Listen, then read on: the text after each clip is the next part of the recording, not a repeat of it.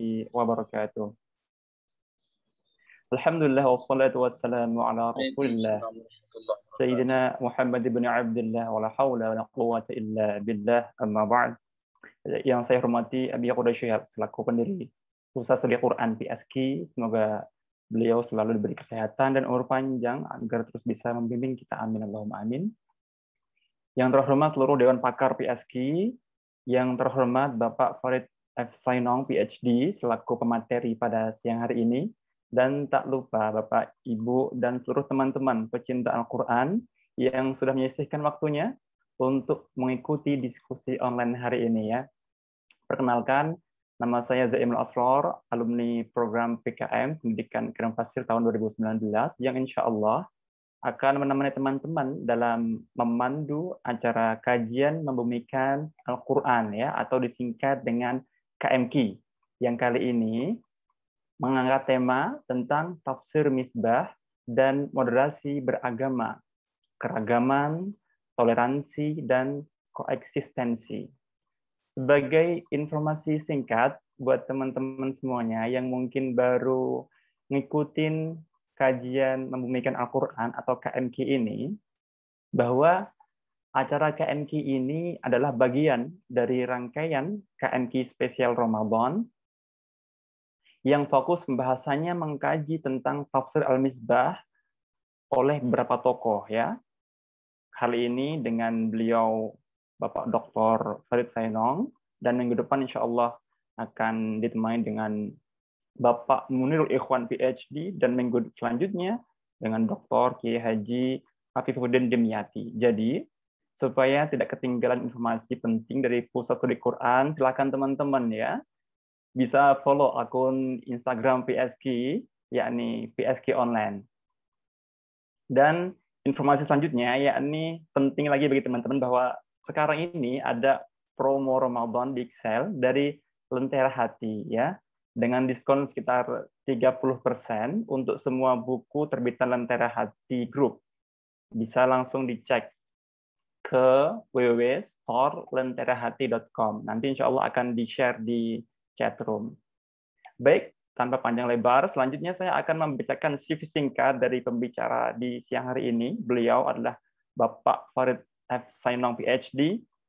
Selain sebagai Dewan Pakar PSQ, beliau saat ini adalah dosen di Faculty of Islamic Studies, Universitas Islam Internasional Indonesia atau UIII.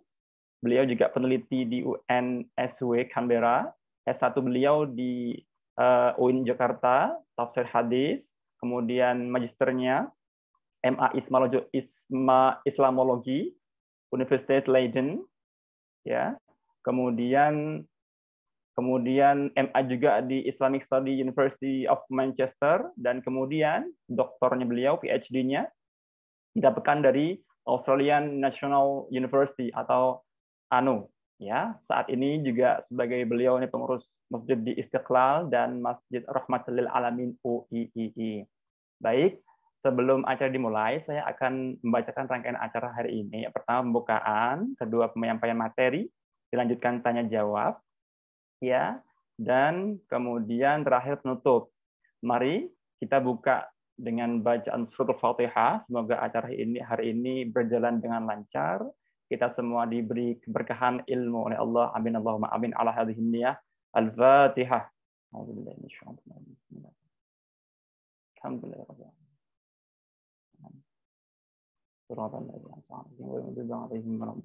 Amin. Baik teman-teman semuanya, saya informasikan bahwa bagi teman-teman yang nanti ingin bertanya, bisa langsung ya nih percakapan langsung atau via chat ya. Jadi selama pemaparan dari pemateri, bila ada hal yang menarik yang ingin ditanyakan, bisa tekan tombol raise hand ya di tombol di bawah itu, atau chat langsung. Nanti saya akan bacakan satu persatu. Baik, tanpa panjang lebar, selanjutnya mari kita simak bersama pemaparan dari Bapak Farid S. Sainong, PhD. Kepada beliau, saya persilahkan Bapak Farid.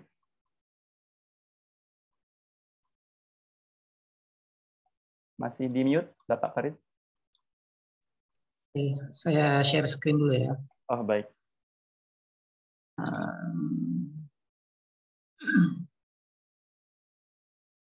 Bismillahirrahmanirrahim. Assalamualaikum warahmatullahi wabarakatuh.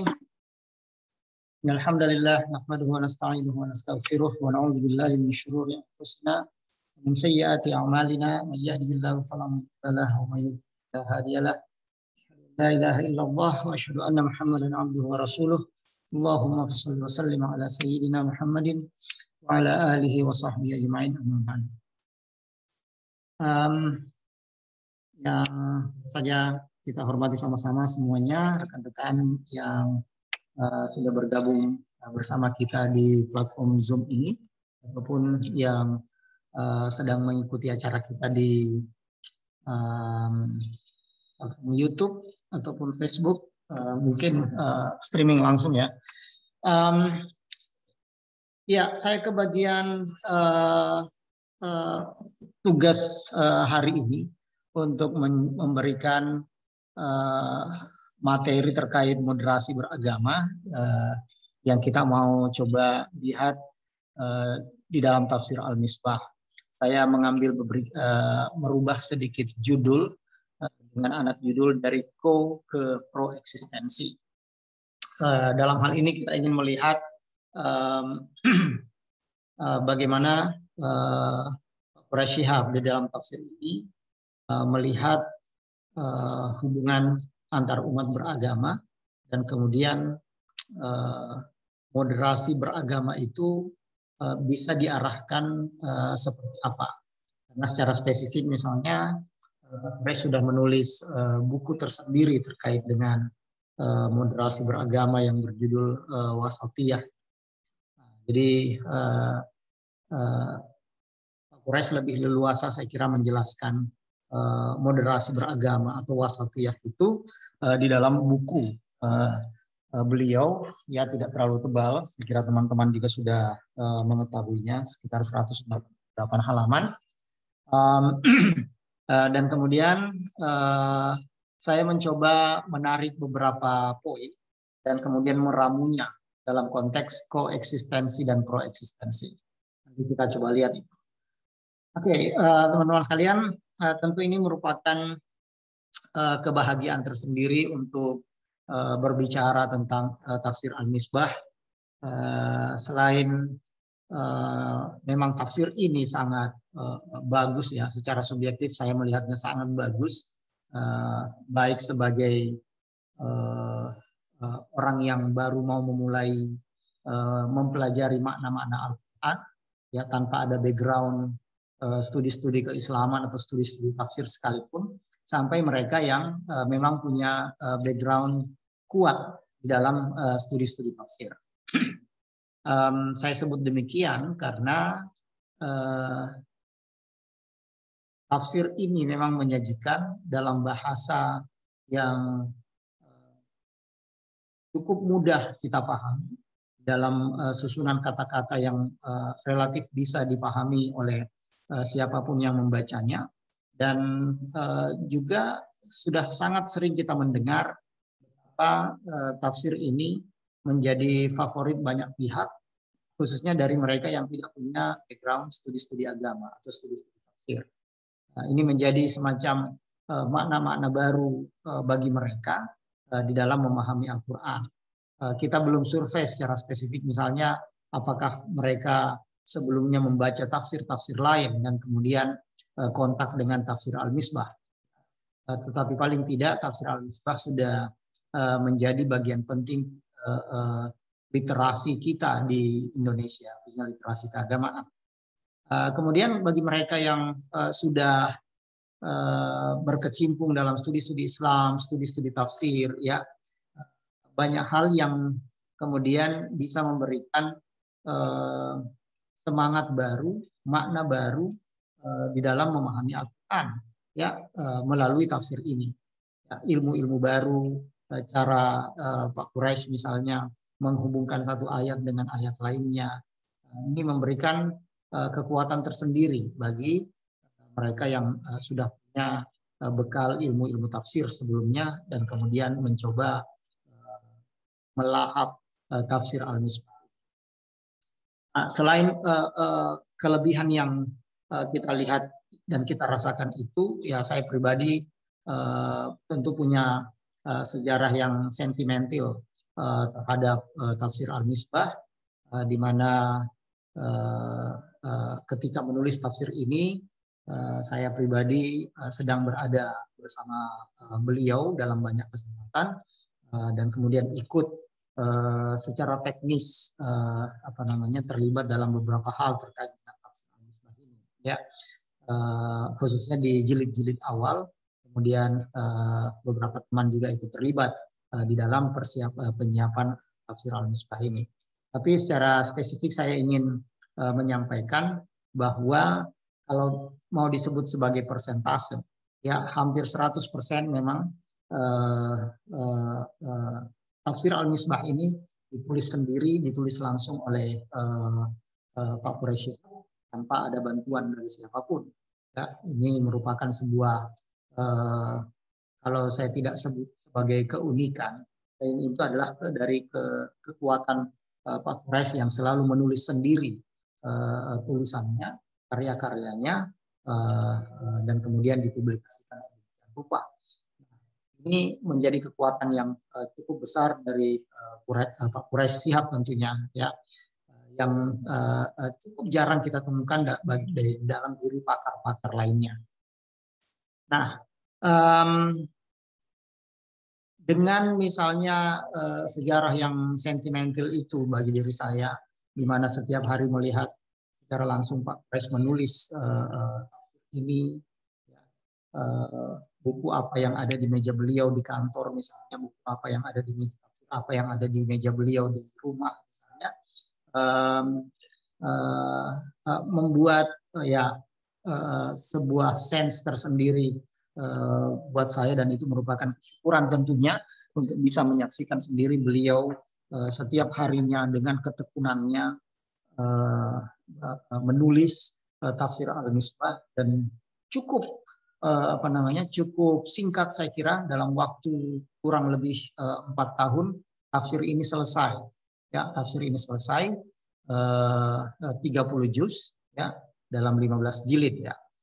Sudah dicetak kurang lebih 3 kali atau 4 kali dengan berbagai perbaikan.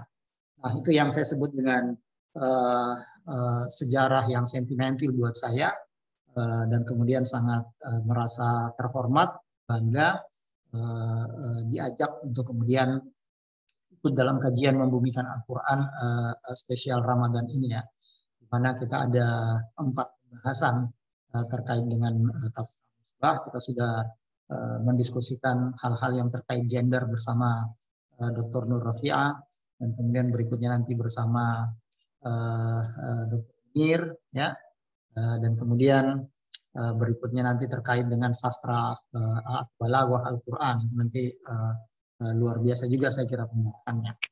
Oke. Saya sampai jam berapa Mas Zaimul, ya? Atau diberikan kesempatan untuk bicara berapa menit? Tidak kedengaran, masih mute. Masih mute Mas Zaimul. Oke, ya. Bisa 30 sampai 45 menit ya Pak? Oke, mungkin saya pakai 30-35 menit aja. Baik, baik. Teman-teman sekalian, sedikit hal yang menjadi sesuatu yang bisa kita rasakan betul dengan kehadiran tafsir Al-Misbah adalah kekuatan, ya tentu ada banyak yang bisa kita kritisi dari tafsir ini.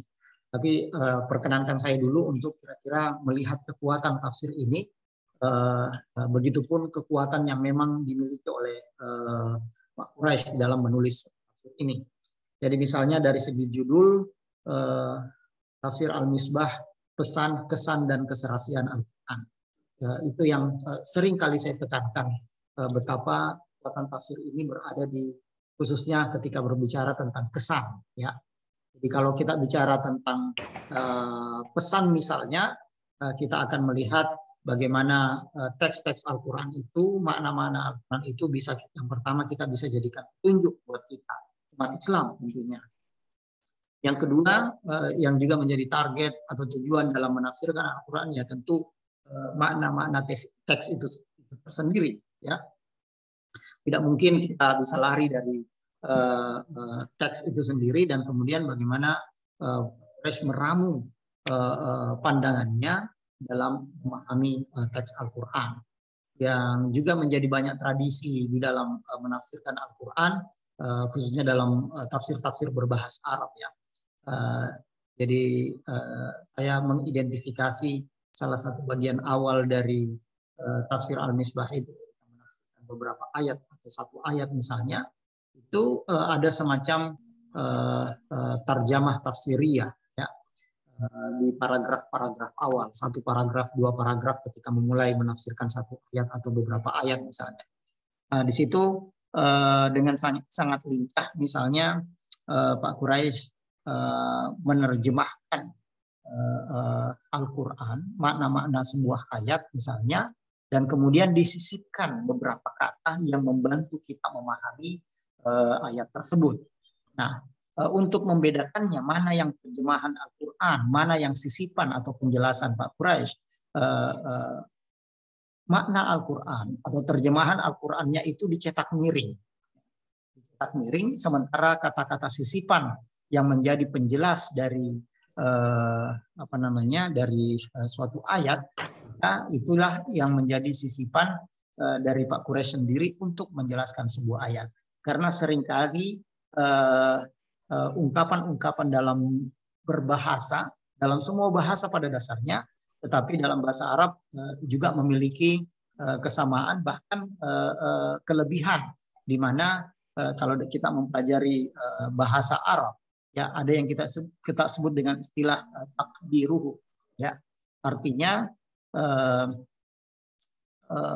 susunan kata di dalam Al-Quran atau di dalam bahasa Arab itu bisa saja singkat. Dan kadang-kadang kita tidak bisa memahami kalau hanya menerjemahkan seperti kata-kata yang ada di situ saja, tetapi harus disisipkan dengan kata-kata lain. Jadi misalnya dalam konteks takdiruhu misalnya kita akan mencoba melihat bahwa kadang-kadang kata kerjanya diulangi, kadang-kadang objeknya atau maf'ulnya diulangi sedemikian rupa untuk kemudian kita bisa paham ya bagaimana Allah mengekspresikan ide-ide di dalam Al-Quran ini dengan cukup singkat tetapi harus dipahami dengan tambah beberapa sisipan kata-kata. Nah, ini salah satu kekuatan Al-Quran ya, kekuatan tafsir Al-Misbah yang kemudian oleh Pak Quraisy bagian-bagian tersebut ya diperkecil lagi lingkupnya dan kemudian terbit dalam bentuk Al-Quran dan maknanya. Ya, di dalam Al-Quran dan maknanya itu kita bisa melihat terjemahan-terjemahan ya yang kemudian ditambahi, disisipi sedikit kata agar kemudian kita bisa memahami ayat-ayat Al-Quran melalui bacaan-bacaan tersebut. Makanya Pak Quraisy misalnya tidak memberi judul Al-Quran dan terjemahannya, tetapi Al-Quran dan maknanya, karena memang sudah menjadi semacam deskripsi yang tidak hanya menerjemahkan kata-kata Al-Quran sebagai sebuah terjemahan kata demi kata, tidak ya, tetapi juga sudah menyisipkan beberapa kata. Tetapi untuk lebih jauh dengan itu, maka kemudian sisipan yang banyak itu diekstrak lagi dari tafsir Al-Misbah ya menjadi tafsir Lubab ya, versi singkatnya tafsir Al-Misbah yang 3 jilid. Artinya membaca Al-Quran dan maknanya itu sudah cukup membantu kita untuk memahami ayat-ayat Al-Quran. Ya. Kalau punya waktu lebih banyak sedikit kita bisa baca Lubab ya. Versi singkat dari tafsir Al-Misbah ini ya, yang 3 jilid itu. Dan kemudian kalau ada waktu yang lebih banyak lagi tentunya ya bukalah tafsir Al-Misbah. Ya, di situ akan banyak contoh-contohnya, akan banyak akan lebih luas lagi deskripsi yang disampaikan oleh Pak Quraisy. Kemudian fiqhul lughah, ya, fiqhul lughahnya ini luar biasa kuat, ya. Salah satu kekuatan tafsir Al-Misbah adalah fiqhul lughahnya, di mana seringkali Pak Quraisy menjelaskan beberapa vocabulary, beberapa kosakata yang misalnya bisa bermakna berbeda setelah menjadi sebuah vocabulary. Tetapi mana itu kemudian bisa dihubungkan dengan akar katanya yang dalam bahasa Arab itu selalu berujung pada umumnya berujung pada 3 huruf dasar di dalam shoraf, ya. Nah, bagaimana kemudian misalnya, ya,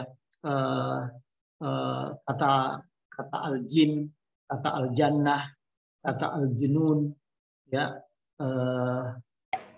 janin dan sebagainya, itu semua sudah memiliki maknanya tersendiri setelah menjadi kosakata. Jin menjadi jin, janin menjadi janin, junun kegilaan, jannah surga, dan beberapa kata lainnya yang terdiri dari huruf jin, jim dan nun, ya. Nah, tetapi kekuatan Pak Quraisy adalah mampu menjelaskan itu dalam konteks fiqhul lughah dengan misalnya meramu bahwa kesemuanya itu disempitkan lagi dengan merumuskan bahwa semua kata yang lahir dari huruf jim dan nun misalnya, itu semuanya tidak kelihatan. Semuanya tidak kelihatan. Maka jin tidak kelihatan, janin tidak kelihatan, junun, kegilaan itu tidak kelihatan karena sifatnya berada di pikiran, jannah, surga juga tidak kelihatan oleh manusia. Khususnya kita selama kita hidup di dunia ini tidak kelihatan. Nah, ini satu contoh saja tentang bagaimana kekuatan fiqhul lughah Pak Quraisy itu diturunkan, diungkapkan di dalam tafsir Al-Misbah. Intertextuality, saling ketergantungan atau saling keterhubungan antara satu teks dengan teks lainnya dalam Al-Quran, ya, yang kemudian Pak Quraisy dengan sangat piawainya misalnya mengembangkan tafsir Al-Mawdu'i di Indonesia ini, dan kalau kita lihat sarjana-sarjana tafsir khususnya dari UIN Jakarta, baik S1, S2, S3 itu sangat kaya, khususnya di tahun-tahun 90-an, ya. Itu sangat kaya dengan tafsir Mawdu'i.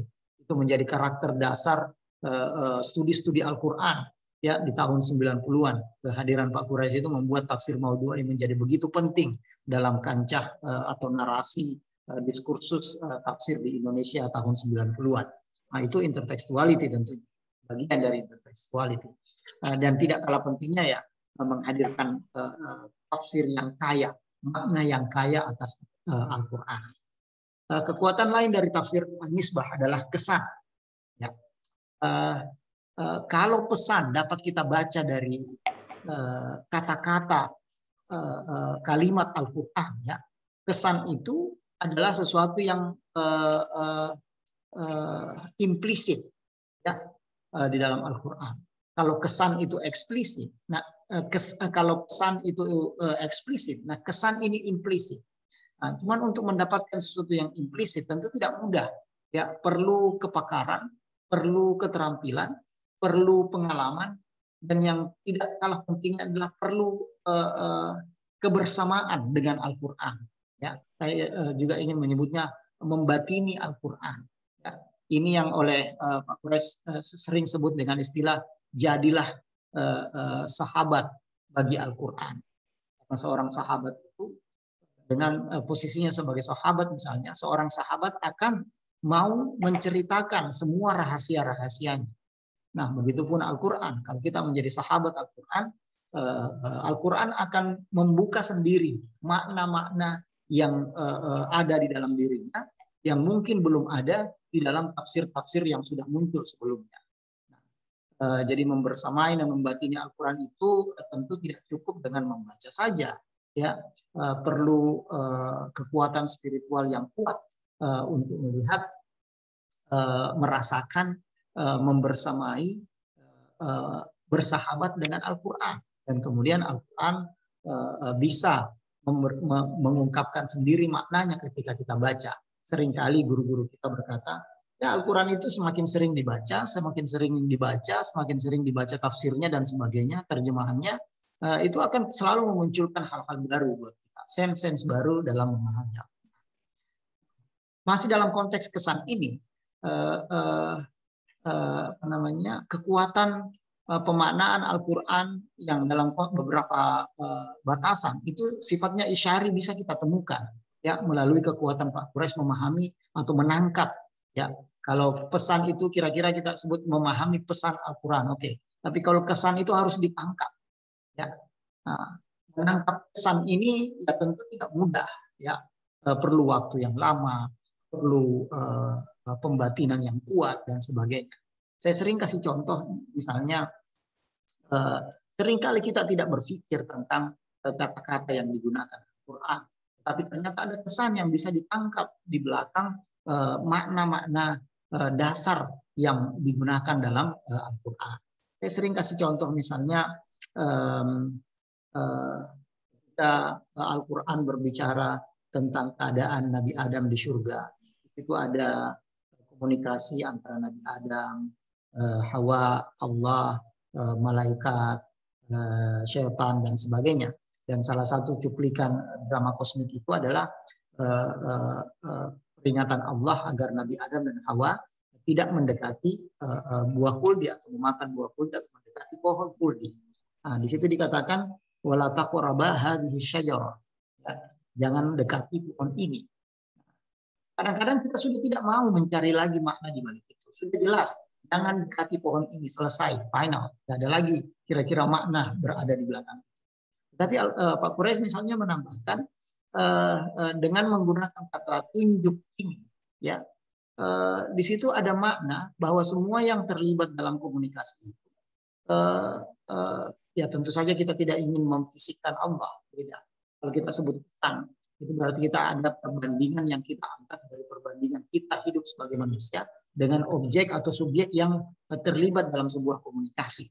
Nah, dalam hal ini Allah menggunakan kata tunjuk hadhi, ya, wala taqraba hadhi syajarah misalnya, adalah pengandaian bahwa objek yang ditunjuk atau pihak-pihak yang ditunjuk itu berdekatan, ya, berdekatan, baik secara psikis ataupun secara fisik, ya.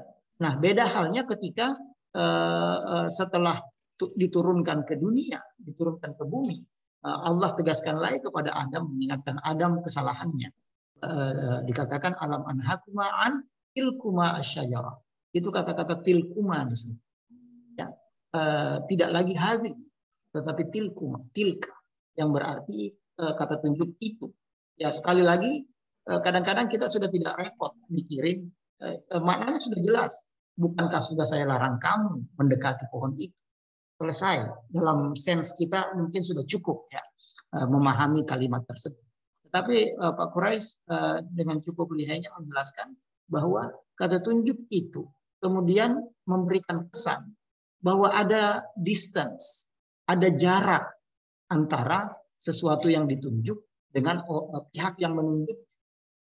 Nah, dalam hal ini kemudian ditarik lagi sedemikian rupa bahwasanya ya pada dasarnya kita dekat dengan Tuhan, ya, dengan misalnya keadaan komunikasi kosmik antara Nabi Adam, Hawa dengan Allah misalnya, ya. Tetapi setelah kita berdosa, melakukan kesalahan, nah kita sendiri kemudian menciptakan jarak dengan Allah, ya. Maka kemudian di situ ada jarak setelah ada kesalahan, setelah ada dosa di situ ada jarak. Nah, ini dalam beberapa batasan kita bisa memaknainya sebagai pemaknaan syari atas Al-Quran. Nah, dalam konteks kesan ini, tafsir yang biasa kita pahami sebagai cara untuk memahami Al-Quran yang eksplisit, ya, yang disebutkan di dalam kata-katanya, ya, kemudian mengarah pada takwil, ya, sesuatu yang tetap dibawa dari teksnya, tetap dipahami dari tafsirnya, tapi kemudian lebih jauh dari itu menangkap hal-hal yang menjadi kesan di dalam Al-Quran, ya, sesuatu yang implisit, menangkap sesuatu yang implisit di dalam Al-Quran. Bagaimana Allah menggunakan kata-kata tertentu dengan sangat bijak dan sangat terstruktur, dan kemudian kita mendapatkan makna-makna yang implisit di belakang. Nah, ini yang saya sebut sebagai salah satu kekuatan tafsir al-misbah, ya, dengan kesan. Ini kalau saya mau pisahkan antara pesan, kesan, dan keserasian, ya, kesan ini yang luar biasa kuat dalam tafsir al-misbah.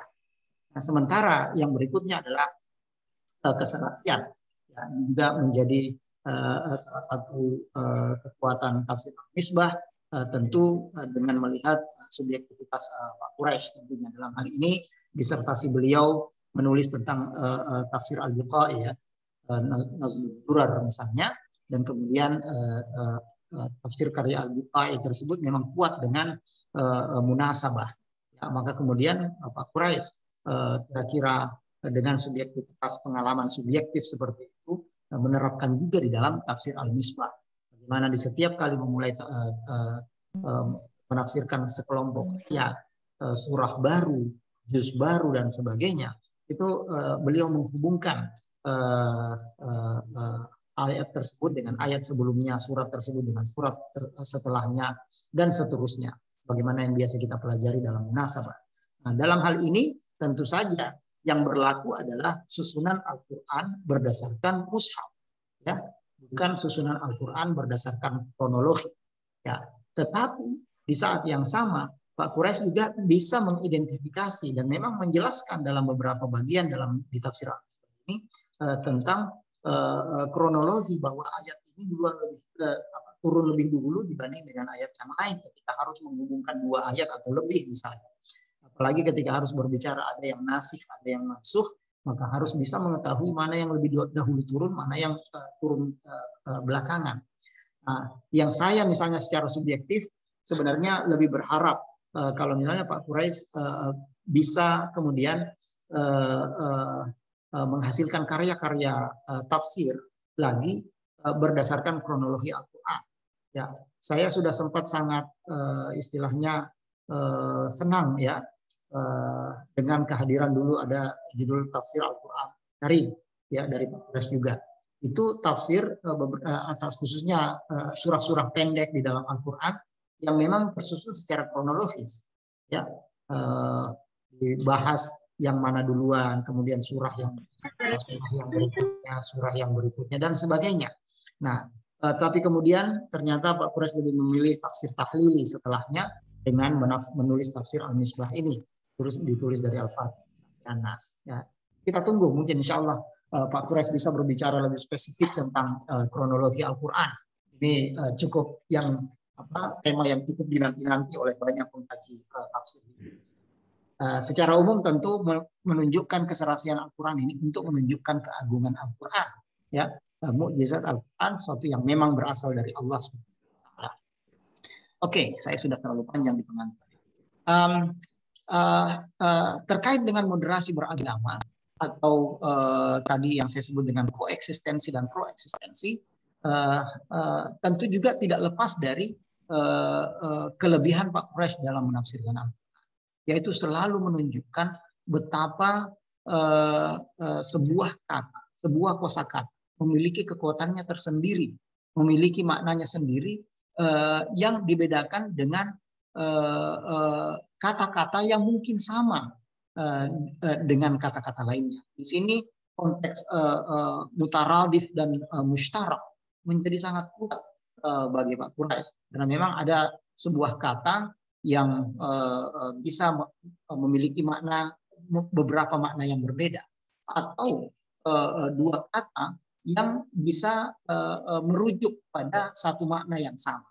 Nah, dalam konteks ini hal-hal yang terkait dengan kata-kata yang mutaradif dan mustarak menjadi sebuah kenikmatan tersendiri ketika mengkaji Al-Quran. Nah, berikutnya saya akan tunjukkan secara singkat saja beberapa hal yang menjadi kekuatan tafsir al-misbah ketika menjelaskan kosakata Al-Quran dengan, ya, saat yang sama Pak Quraisy misalnya juga bisa menunjukkan kekuatan tafsir maudhu'inya, tafsir tematiknya ketika berbicara satu kata. Dan sekali lagi ini memang menjadi bagian yang harus kita lihat sebagai kelebihan Al-Quran. Nah, saya ingin mengambil beberapa contoh misalnya dari kata-kata karena terkait dengan moderasi beragama, terkait dengan umat beragama yang lain. Secara spesifik atau subjektif saya ingin melihat bagaimana kata-kata yang terkait dengan non-Muslim itu dijelaskan di dalam tafsir Al-Misbah. Ya. Di situ ada kata-kata ahlul kitab, alladzina atainahumul kitab, alladzina utul kitab, ya alladzina utu nasiban minal kitab misalnya. Nah, ini saja kadang-kadang kita sudah tidak peduli. Ya, udah semuanya artinya ahlul kitab, selesai.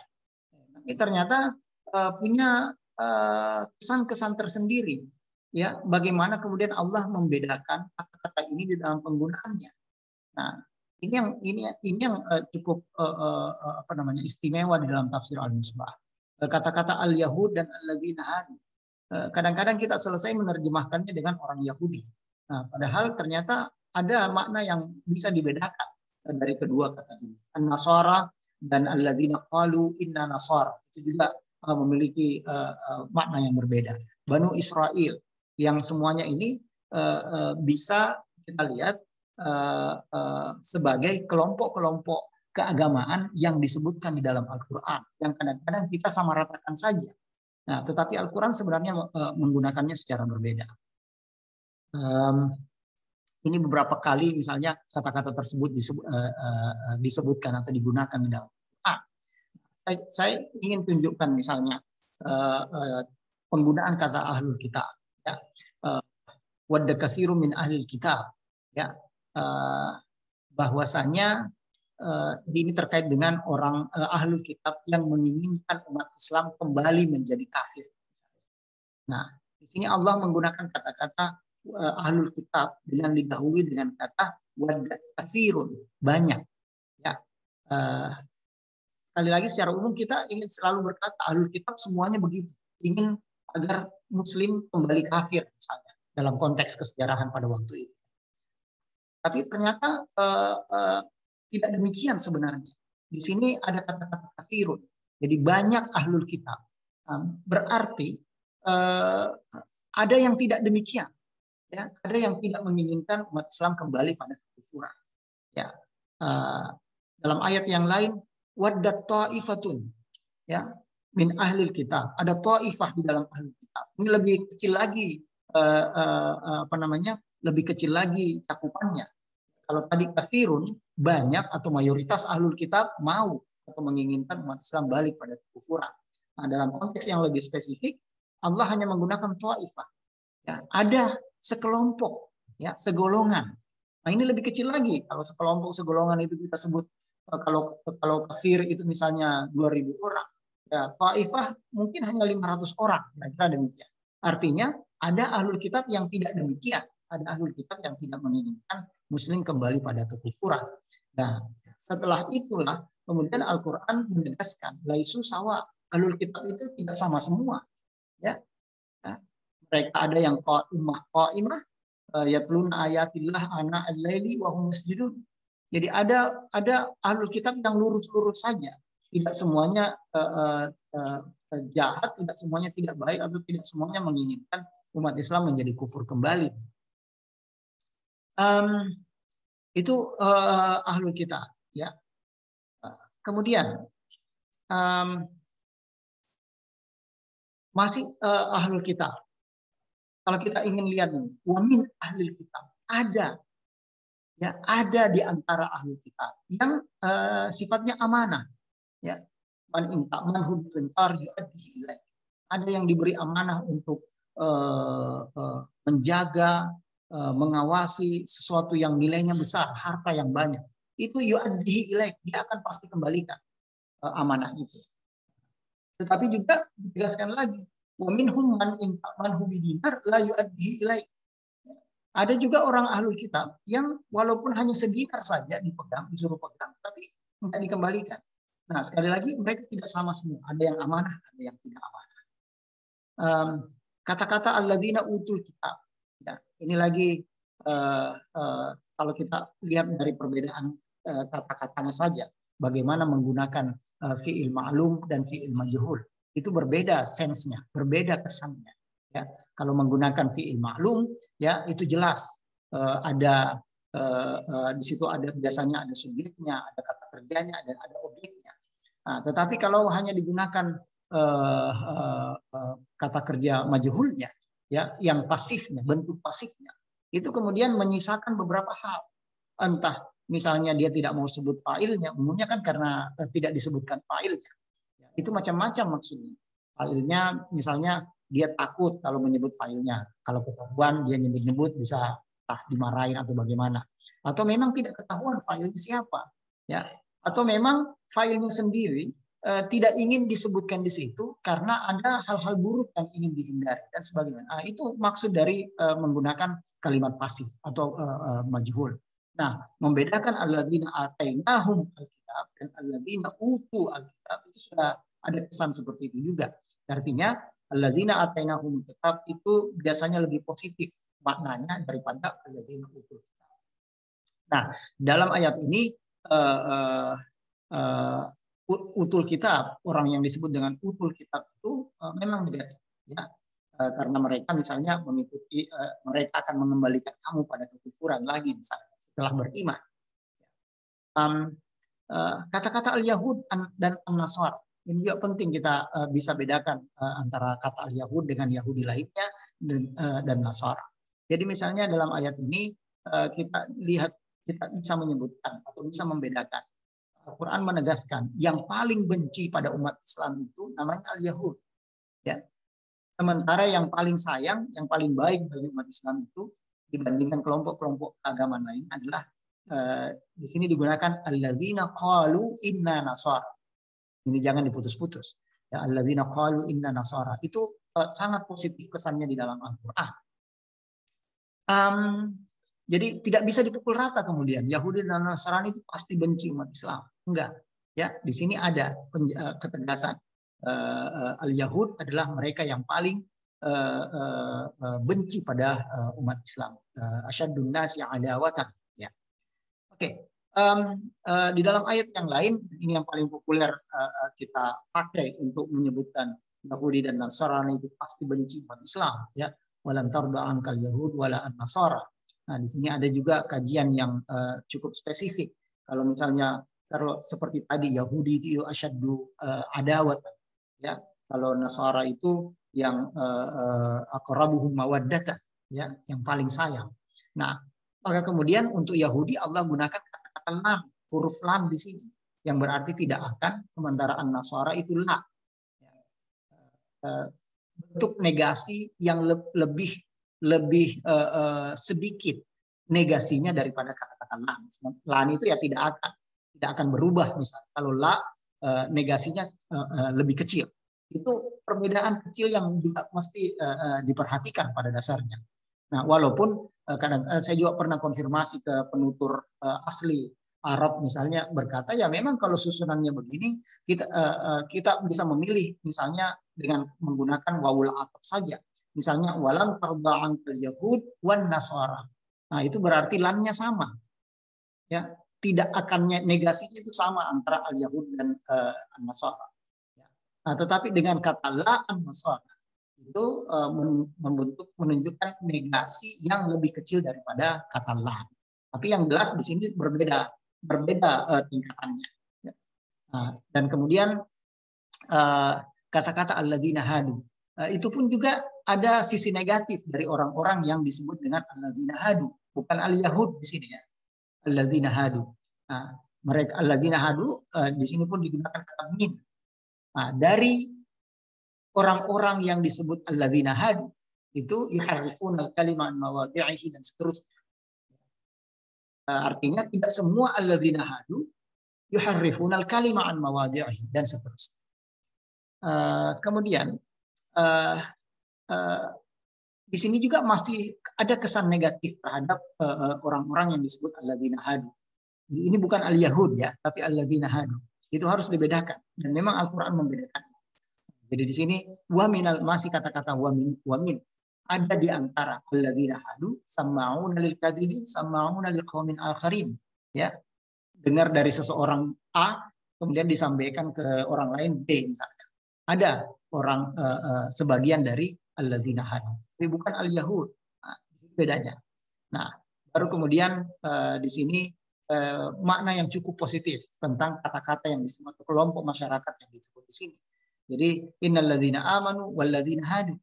Allah tidak gunakan wal yahud misalnya.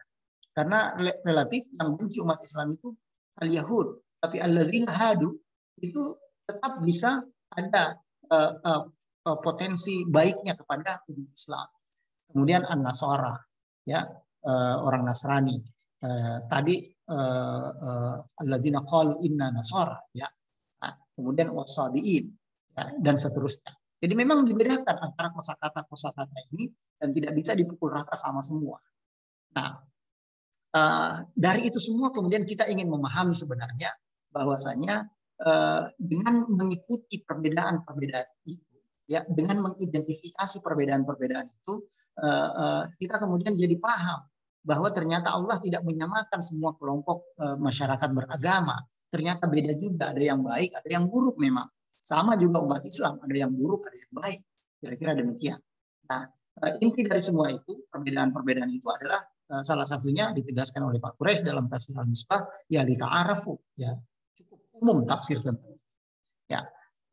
Dari sinilah kemudian saya ingin meramu sedikit, ya, bahwa Pak Quraisy ingin memberikan pada kita sebuah potensi awal, ya, untuk berkata bahwasanya tidak semua non Muslim itu memusuhi Islam, ya. Kata-kata yang digunakan diidentifikasi oleh Al-Quran itu berbeda-beda satu dengan lainnya. Nah, jadi kemudian tidak ada generalisasi, ya, tidak bisa dipukul rata semua, ya.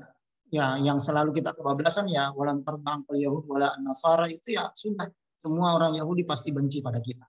Ya, tidak ada pengecualian, kira-kira demikian. Apalagi ditambah lan itu dikasih abadi, tidak mungkin berubah. Itu sudah luar biasa. Nah, tetapi ada dari sunnah Nabi yang kita lihat bagaimana Nabi misalnya mengajak bekerja sama dengan orang-orang yang tidak seagama, tidak seiman.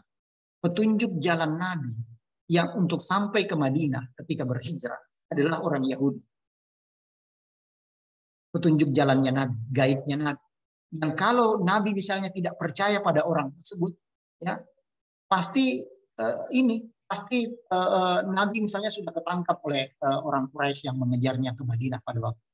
Dengan segala strategi, misalnya Nabi menggunakan jalur selatan yang lebih jauh ke Madinah daripada jalur utara yang memang sudah biasa dilalui oleh orang dari Mekah ke Madinah, ya. Tetapi sahabat ini nggak ada yang ngerti jalur selatan, yang ngerti cuma orang Yahudi ini.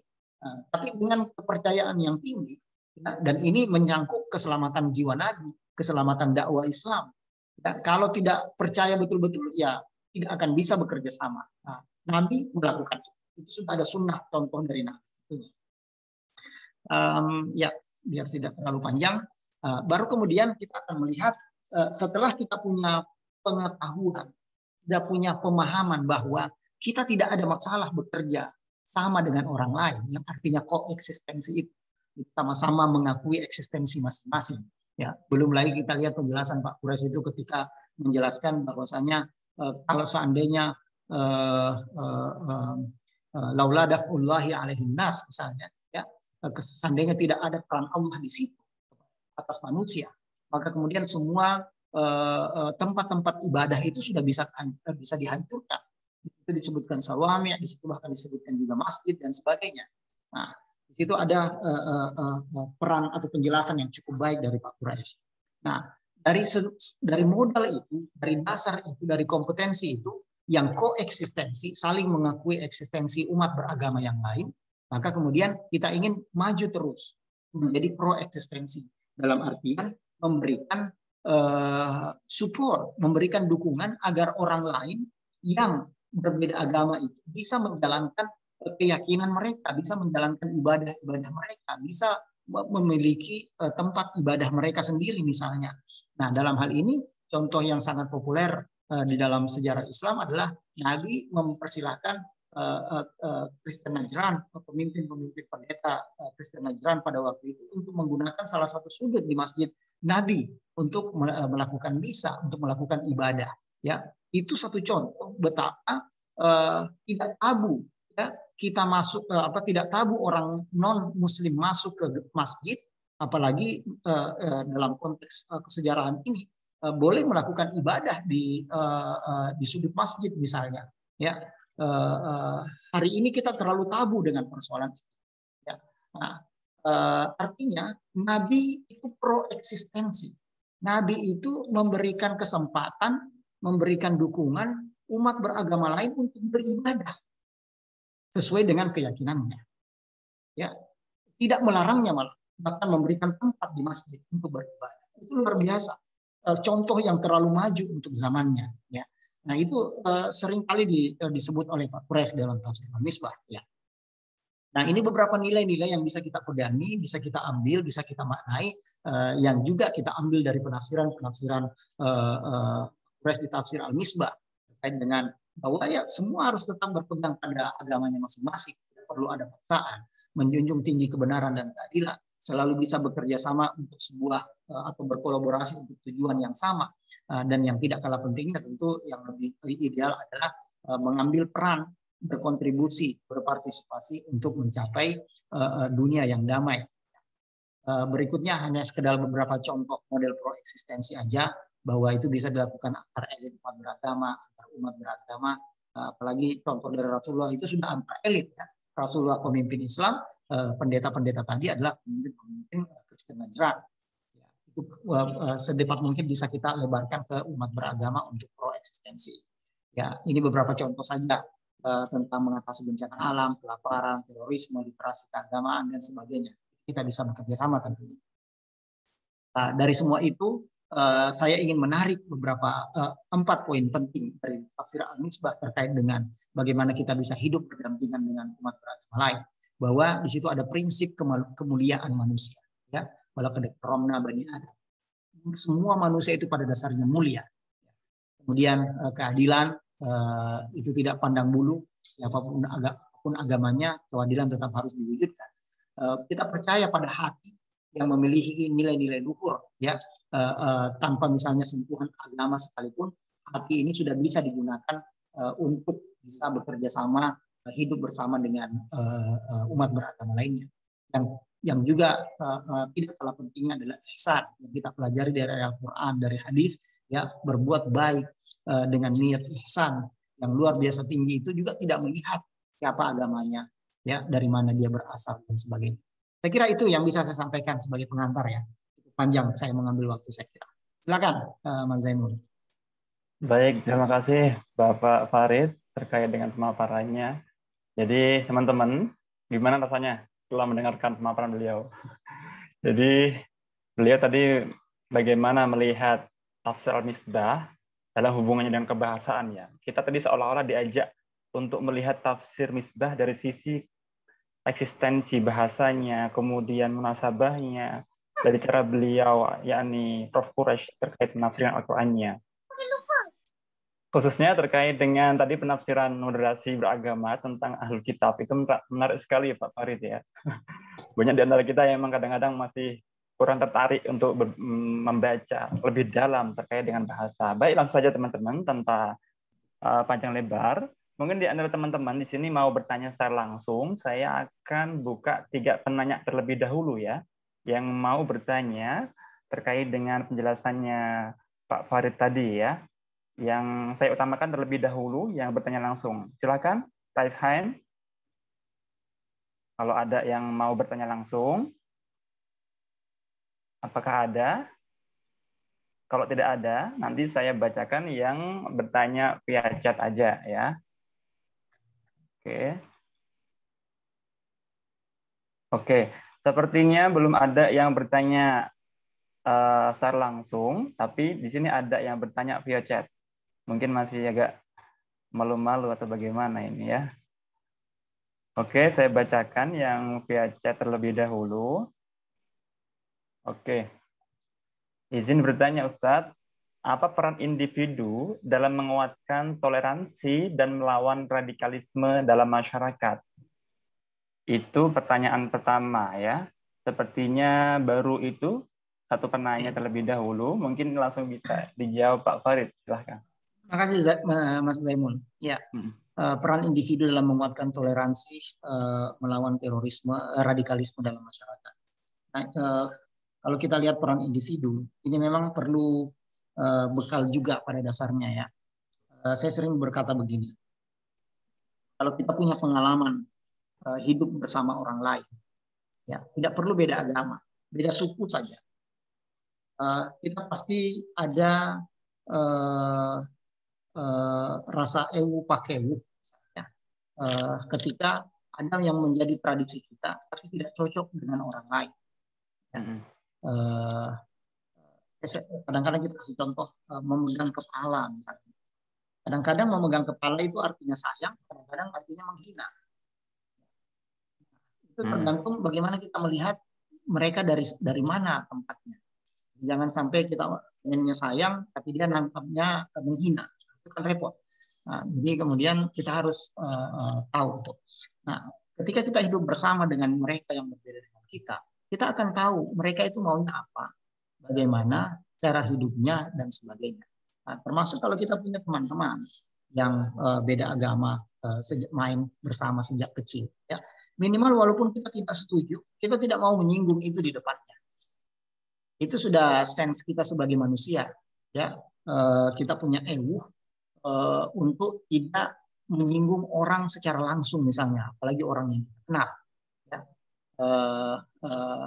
dari manapun dia.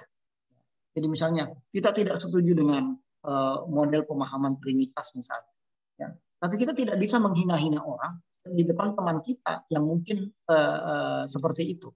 Nah, itu baru kalaupun baru salah istilahnya salah paham dengan Trinitas, ya. Belum lagi kita harus punya waktu untuk memahami Trinitas itu seperti apa.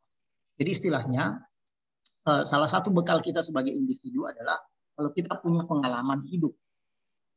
Punya pengalaman hidup, hidup bersama teman-teman yang berbeda agama. Nah, kadang-kadang kita juga harus memberikan kesempatan akhirnya pada orang. Jadi kadang-kadang kita melakukan membuat semacam training, workshop dan sebagainya, dan kemudian kita bikin camp, semacam youth camp misalnya, camp untuk anak-anak muda.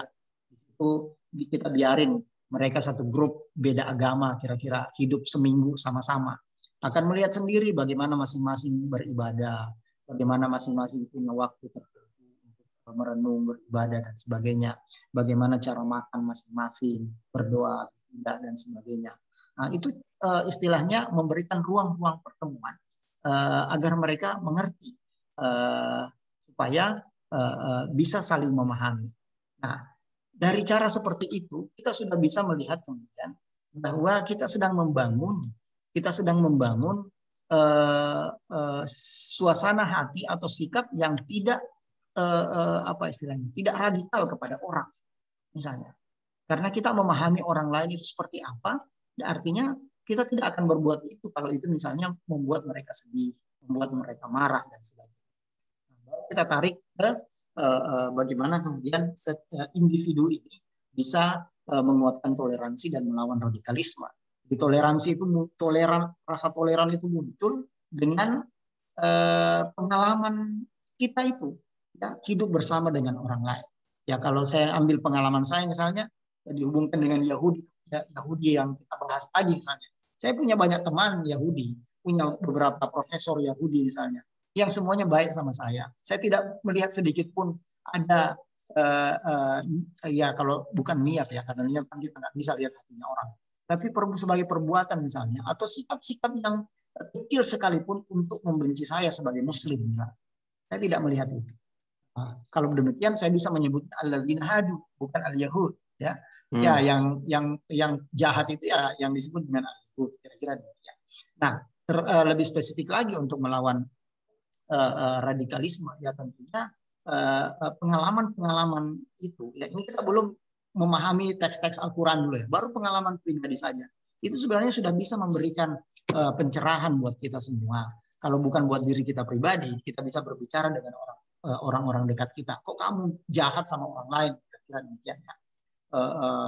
Mengapa ada perasaan kayak gitu? Mungkin tidak pernah punya pengalaman itu misalnya. Nah, maka kemudian diberikanlah ruang-ruang pertemuan itu. Ya, atau kalaupun tidak mau bertemu misalnya diberikan pemahaman, termasuk dengan cara-cara memahami kosakata seperti tadi, ya di dalam Al-Quran. Jadi Al-Quran tidak menegasikan, tidak tutup mata dengan umat lain yang benci umat Islam. Ada. Tapi juga tidak menutup mata dengan mereka yang mau baik membantu umat Islam. Karena memang ada. Nah, cuman harus dibedakan juga mereka disebut apa tadi al-Yahud dengan al-ladzina hadu. Itu ya kira-kira yang paling contoh paling enak kita ambil ya, bahwasanya mereka tidak sama mereka semuanya, pasti ada perbedaan.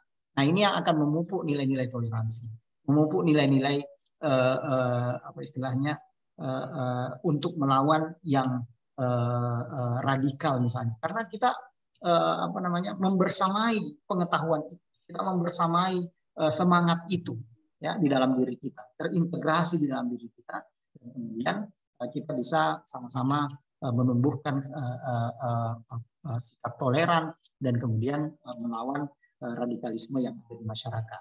Kira demikian, Mas Zainul. Baik, terima kasih Pak Farid. Itu ya jawaban untuk pertanyaannya Mas Imam. Jadi intinya ada dua hal di sini saya menggarisbawahi. Pertama, kita terbiasa dalam hidup yang berbeda ya. Itu kedua, setelah itu kita harus punya bacaan juga terkait dengan wawasan agama kita, gitu ya. Saya ingin ngasih info juga teman-teman.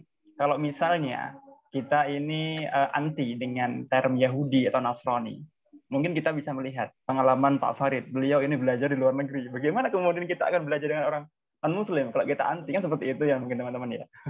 Jadi itu pengalaman saja. Oke, masih ada pertanyaan di sini. Ada yang raise hand, yakni Muhammad Royul Umam, ya, ada Muhammad Royul Umam. Mas Agus bisa di konfirmasi. Itu dia mau bertanya secara langsung. Muhammad Royul Umam, apakah ada? Royul Ulum ya. Royul Ulum ya. Sebentar. Iya, Pak.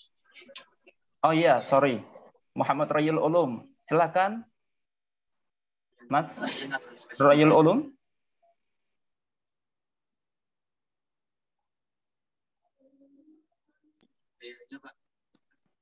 Apakah ada kendala? Ya, silakan bicara. Langsung saja. Oke. Assalamualaikum Pak Ustadz. Mohon izin bertanya.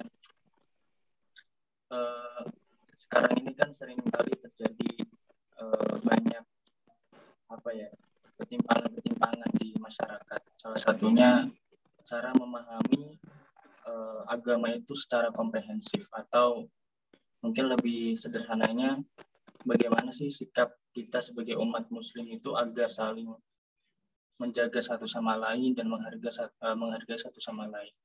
Dan yang ingin saya tanyakan, sebetulnya selain faktor dari kekurangan diri manusia dalam memahami teks agama, apakah ada faktor lain yang mendorong mereka untuk bertindak sedemikian, katakanlah buruk begitu Pak Ustadz? Seperti gampang terprovokasi, kemudian gampang sekali bertindak kejahatan, kekerasan, kemudian anarkis begitu Pak Ustadz. Terima kasih. Boleh langsung, Mas Zainul? Ya, oke. Ya, saya kira sudah singgung beberapa kali tadi bahwasanya memang kita perlu pengetahuan, saya kira ya, untuk sampai ke sana. Walaupun juga secara a priori saya ingin berkata begini, bukan tidak perlu, bahwasanya nurani kita sendiri itu sudah bisa menjaga kita sebenarnya. Sudah bisa mengawasi kita. Hati kita itu jadi yang tadi disebut dengan keluhuran hati itu ya, tanpa ada tanpa ada kekayaan pengetahuan agama di dalam diri kita, sebenarnya kita sudah bisa istilahnya baik ya, luhur pada orang, tidak macam-macam, tidak jahat pada orang, kira-kira demikian. Cuman kemudian ada pihak, karena ada provokasi yang berseliweran di kepala kita, di lingkungan kita, di konteks kita, itu yang jadi repot. Kita tidak punya bekal pemahaman yang baik, dan kemudian kita dibanjiri oleh provokasi untuk melakukan kejahatan. Ya, ini yang repot, karena kalau tiba-tiba dihadapkan kamu mau masuk surga tidak, ya kita tidak punya pengetahuan yang baik untuk untuk membela diri, ya pasti kita terpojok. Nah, disitulah perlunya pengetahuan. Jadi kalau tadi keluhuran hati itu sifatnya pribadi tanpa ada campur tangan orang lain. Tapi kalau keluhuran hati kemudian tidak cukup ketika ada provokasi dari orang lain. Ya. Nah, provokasi ini bisa kita bendung ya dengan kekuatan logika dan pengetahuan keagamaan. Kekuatan logika itu misalnya begini. Salah satu tujuan ya, hanya sekedar memahami. Jadi ini tidak butuh waktu lama tentunya. Hanya sekedar memahami bahwa salah satu tujuan agama itu memelihara nyawa, memelihara hidup, melanggengkan hidup. Jadi pasti lawan dari itu semua pasti dilarang. Membunuh pasti dilarang. Nggak ada urusannya, kira-kira demikian. Ya, itu kekuatan logika aja sebenarnya sudah cukup pada dasarnya untuk misalnya kalau ada yang provokasi ini harus mati dan sebagainya, atau bunuh orang itu boleh dan bisa masuk surga dan sebagainya, itu sudah bisa dilawan dengan logika bahwasanya Islam itu hadir untuk melanggengkan kehidupan. Ya. Jadi lawannya itu tidak mungkin. Nah, baru kemudian kita perkuat dengan pemahaman yang baik tentang konsep-konsep agama, tentang kehidupan bersama, tentang orang lain, tentang agama orang lain. Dan itu yang semakin memperkuat kita sebenarnya. Ya, saya sih berharap tentunya pemahaman seperti tadi itu bisa membuat kita lebih bijak dalam menyikapi provokasi-provokasi yang ada di luar. Ya. Jadi kalau misalnya tiba-tiba mengutip walan terbangkal Yahud wala Nasara misalnya, kalau kita nggak punya pengetahuan, ya habis kita sudah. Terpojok kita, nggak bisa ngapa-ngapain. Tapi Pak Quraisy dengan penjelasan yang sangat apik ya, bisa membuat kita paham bahwasanya ya ada yang jahat, ada yang buruk, ada yang baik, ya, tidak semuanya jahat. Dan itu jelas di dalam Al-Quran, laisu sawaan, dan itu diangkat betul oleh Pak Quraisy ya, di dalam tafsir Al-Misbah atau dalam karya-karyanya yang lain. Nah, sekali lagi keluhuran hati, ya, kekuatan logika, dan tentu dengan pemahaman yang baik atas agama itu bisa menghindarkan kita dari provokasi-provokasi yang tidak bertanggung jawab. Kira demikian Mas Zainal. Baik, Bapak Farid, masih ada pertanyaan selanjutnya ya. Sekarang Ya, dari Muhammad Nurwatoni Janhari. Oke. Itu mengutip surat Al-Baqarah 62. Bagaimana pandangan Pak Farid terkait ayat di atas yang dijadikan dalil sebagai pluralisme agama, menyatakan semua agama benar? Apakah demikian penafsirannya? Silakan Pak Farid. Ya, tentu itu tafsir ya, tentu itu tafsir atau pemahaman atas teks-teks agama. Namun saya ingin kembali ke contoh Rasulullah tadi. Ya. Misalnya ketika Nabi membolehkan, bahkan meminta orang, kan ceritanya pendeta Nasrani itu sudah minta izin, mau pergi sejenak, mau beribadah, kira-kira demikian. Ya. Tapi oleh Rasul diminta udah di sini aja, di sekitar di pojokan, salah satu pojokan masjid kami aja, silakan beribadah di situ. Kira-kira Nabi itu kemudian mengikuti atau meyakini teologi mereka nggak? Ya, itu sebuah kemustahilan tentunya. Tak mungkin Nabi mengakui teologi mereka. Ya, tapi Nabi mempersilahkan, meminta mereka untuk beribadah di situ saja. Ya tentu saja istilahnya Nabi tetap membiarkan mereka dengan kepercayaan, dengan keyakinannya. Ya. Artinya apa? Bukan Nabi kemudian mengakui kebenaran atau kebenaran sebagai sebuah keyakinan, ya. Karena yang disebut dengan iman, keyakinan itu pasti ada klaim. Tidak mungkin ada klaim, tidak ada klaim. Tapi klaim itu kemudian tidak mengizinkan kita, tidak memberikan ruang pada kita untuk tidak bekerja sama atau menutup diri dengan orang lain. Ya. Nah, jadi yang disebutkan di dalam ayat ini, ya, bisa dicarikan atau ditentukan batasan-batasan. Nah, ada mufasir yang berkata kemudian ayat ini berlaku buat mereka yang hidup di masa sebelum Nabi, misalnya. Ya. Atau yang paling jauh menurut mereka di masa fatrah, sebelum kehadiran Nabi misalnya. Ya. Jadi mereka yang lurus dalam beragama, orang Yahudi yang mengikuti ajaran Nabi Musa, ya, orang Kristen yang mengikuti ajaran Nabi Isa, ya pada dasarnya la khaufun alaihim wa lahum yahzanun. Ya. Ya, lahum ajruhum 'inda rabbihim misalnya. Ya. Meskipun juga ada yang juga memahami bahwa sampai hari ini pun asal mereka itu lurus-lurus aja mengikuti agama, bahkan ada yang mengaku ini masalahnya. Kadang-kadang kita memahami seperti yang kadang-kadang yang sering kita pelajari bahwasanya ya agama Kristen, agama Yahudi dan sebagainya itu sudah tereduksi misalnya, ya, dari keinginan atau ajaran Nabi Musa dan ajaran Nabi Isa. Itu kan yang sering disampaikan kepada kita. Nah, ya tentu kita butuh waktu untuk mempelajari keyakinan agama lain kalau kita ingin memahami. Perlu waktu tentunya. Tidak bisa kita tidak belajar kemudian kita mau klaim, ya, memahami ajaran agama lain. Kemudian tapi kita tidak belajar, kan susah juga. Nah, jadi ini menginginkan kita agar kita bisa memahami ajaran agama lain juga kalau memang mau berdebat atau masuk ke wilayah itu. Kalau enggak juga kan tidak apa-apa pada dasarnya. Cuman kalau tidak tahu ya tidak perlu mengklaim, kira-kira demikian. Nah, ya memang ada yang menjadikan ayat ini sebagai pemahaman pluralisme agama. Ya, ya itu satu pihak saja tentunya, tidak semuanya demikian. Ya, tetapi ya tadi ada batasan-batasan yang bisa kita bawa dalam memahami ayat ini. Ada juga yang kira-kira memahami bahwasanya ya ini kalau sampai hari ini pun kalau memahami ajaran agama Yahudi seperti Nabi Musa dan ajaran Kristen seperti Nabi Isa, ya lahum ajruhum 'inda rabbihim wa la khaufun 'alaihim wa la hum yahzanun. Ya, akan seperti itu pula. Nah, ini terlepas dari klaim kita terhadap ajaran agama. Ya, tetapi yang jelas kita lihat Rasulullah SAW ya tetap dengan keyakinan beliau, tetap dengan iman beliau itu sudah pasti 100%, tapi juga tetap mempersilahkan orang lain untuk beribadah, bahkan di tempatnya sendiri.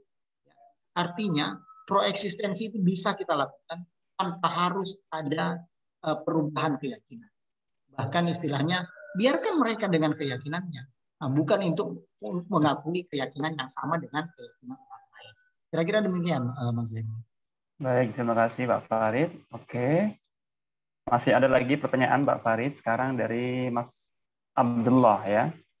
Ada salah satu pandangan bahwa dalam menafsirkan Quran dan hadis Muslim terbagi dalam dua kategori, Muslim progresif dan Salafi neo-tradisional. Jika demikian, di mana posisi pemahaman moderasi yang dikenal berada di antara dua kutub? Bagaimana pandangan Prof. Quraish Pak Farid terkait hal ini mungkin jelasin. Oke. Mungkin kita perlu apa istilahnya memperbaiki cara pandangnya saja nih. Ya, ya tidak dua kategori sebenarnya dalam memahami Al-Quran dan hadis, terlalu banyak ya. Dua. Jadi kemudian kita tidak boleh sempit ya dalam hal ini. Progresif versus salafi aja misalnya. Ya, tradisional itu lain lagi kategorinya. Ya, kita perlu belajar banyak di situ saya kira. Tapi kira-kira begini.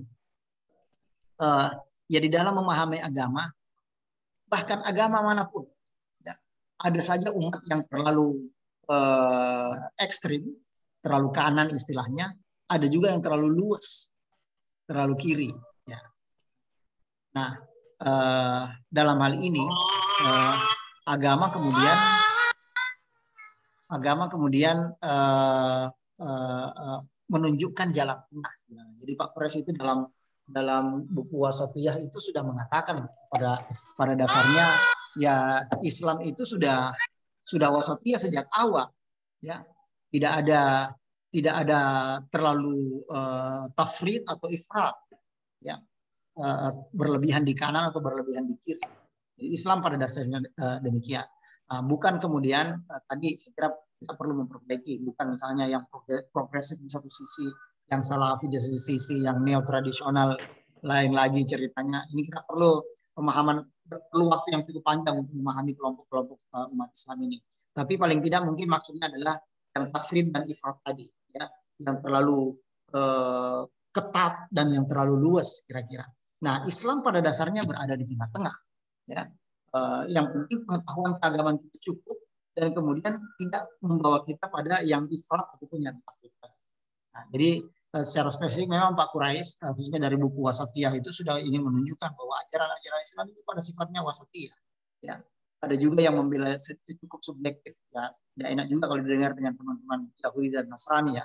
Jadi Islam itu berada di antara ke kanannya Nasrani dan ke kirinya Yahudi. Nah, cuman saya kira tidak terlalu elok untuk berkata demikian. Kita hanya berkata bahwa karena di semua agama ada. Orang Kristen juga, Nasrani juga demikian. Ada yang ekstrim, ada yang terlalu luas. Ya, Yahudi pun demikian, Islam pun demikian.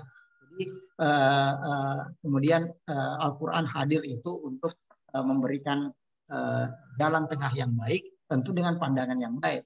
Artinya begini, kita bisa memahami agama dengan cara baik, yang penting fikih kita juga kuat. Insya Allah kita akan berada di jalur yang masih di tengah. Fikihnya kuat, tasawufnya kuat, ya teologinya kuat, ilmu kalamnya kuat. Insya Allah akan filsafatnya kuat juga, yang fikihnya juga kuat. Insya Allah akan baik-baik aja berada di jalur tengah.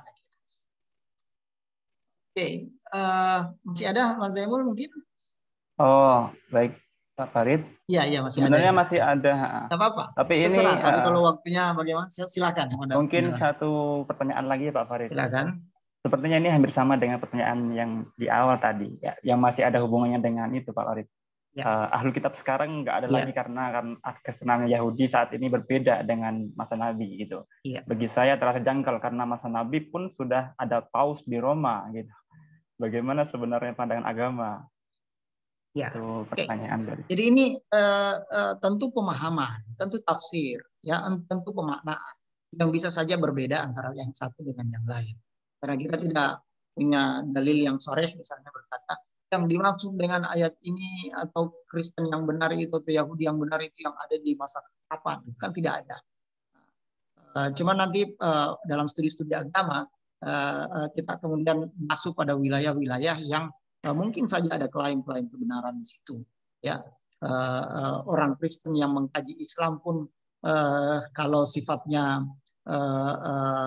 sebagai defense, ya membela diri misalnya, maka kemudian itu bisa saja ada klaim-klaim lain bahwa Islam itu begini, Islam itu begini dan sebagainya. Sebaliknya pun kita demikian. Nah, karenanya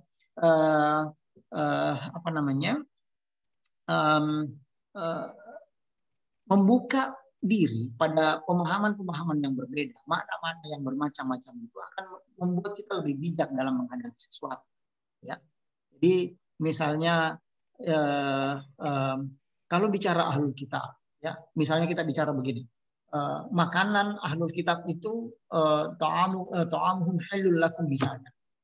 Baru kemudian ada yang membatasi, yang dimaksud dengan makanannya itu adalah ahlul kitab yang dulu. Ya, di masa Nabi atau sebelum Nabi, bukan yang sekarang. Ya. Nah, ini atas hak apa juga ingin membatasi itu, ya, atau atas dasar apa itu ingin dibatasi. Ya. Baru kemudian ada juga Muslim yang memahami ya pada dasarnya halal-halal saja makanan yang disembelih oleh ahlul kitab saat sekarang ini, termasuk Syekh Yusuf Al-Qaradawi juga memahami ya boleh-boleh aja memakan sembelihan ahlul kitab yang hidup hari ini, ya.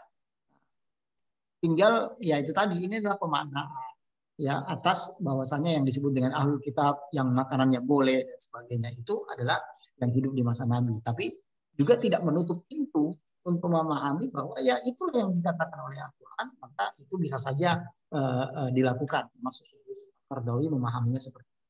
Jadi semakin banyak kita mengetahui perbedaan akan membuat kita semakin bijak dalam bersikap, semakin bijak di dalam memilih ya mana yang mungkin lebih baik buat kita, mana yang lebih baik buat orang lain dan sebagainya. Karena kita punya konteks masing-masing yang tidak bisa dipukul rata sama semua, tidak ya. Buat saudara-saudara kita yang selalu misalnya ada dalam penindasan agama lain, misalnya umat beragama lain misalnya, itu tingkat hostility-nya pasti tinggi, tingkat kebenciannya pasti tinggi karena ada pengalaman yang memberikan masa lalu buat mereka, ya. Sementara yang tidak punya sejarah konflik misalnya itu tidak akan berpikir tentang apa namanya niat buruk orang lain terhadap diri kita, ya. Nah, inilah yang perlu kita pahami sama-sama, ya. Jangan sampai konteks kita semua ini mau disatukan, mau diseragamkan, semuanya berbeda. Nah, disitulah pentingnya kita memahami perbedaan-perbedaan. Oke. Baik, Pak Farid, terima kasih atas jawaban-jawabannya. Sepertinya sudah tidak ada lagi pertanyaan Pak Farid, karena juga jam juga nggak mungkin kita untuk lanjutkan lagi. Jadi alhamdulillah teman-teman, diskusi di KMK online kali ini berjalan lancar, dan semoga kita dapat mengamalkan nilai-nilai terkait dengan moderasi, ya, yang disampaikan oleh Bapak Farid Sainong tadi. Dan bagi teman-teman yang tertarik untuk belajar lagi tentang moderasi beragama, silakan, ini masih ada diskon, ya, diskon di Lentera Hati, ya, Lentera Store. Teman-teman yang mau membeli buku mendalam kajian-kajian tentang keberagamaan, tentang moderasi dari bukunya Prof. Courage, silakan bisa membeli karena masih ada diskon. Itu mungkin informasi, ya. Baik teman-teman, jadi ini ada informasi dari panitia bahwa nanti ke penanya, semua penanya tadi bisa ngirim alamat email karena nanti ada hadiah, ya, e-book dari Lentera Hati bagi teman-teman penanya, ya. Silahkan habis ini kirim saja alamat emailnya di forum di chat itu, nanti akan dikirim, ya, via email. Baik, mungkin saya akan cukupkan. Saya Zaimul Asror, mohon pamit. Terima kasih atas perhatiannya. Saya juga terima kasih pada Bapak Farid Sainong yang telah memberikan ilmu kita. Banyak sekali tadi hal-hal baru yang kita dapatkan. Ya, alhamdulillah. Mari kita tutup dengan bacaan alhamdulillah. Alhamdulillahirabbil alamin. Wassalamualaikum warahmatullahi wabarakatuh. Waalaikumsalam. Terima kasih, ya. Sama-sama Farid, terima kasih banyak. Di ruang chat saya sudah attach PowerPoint saya tadi. Oh iya, terima kasih.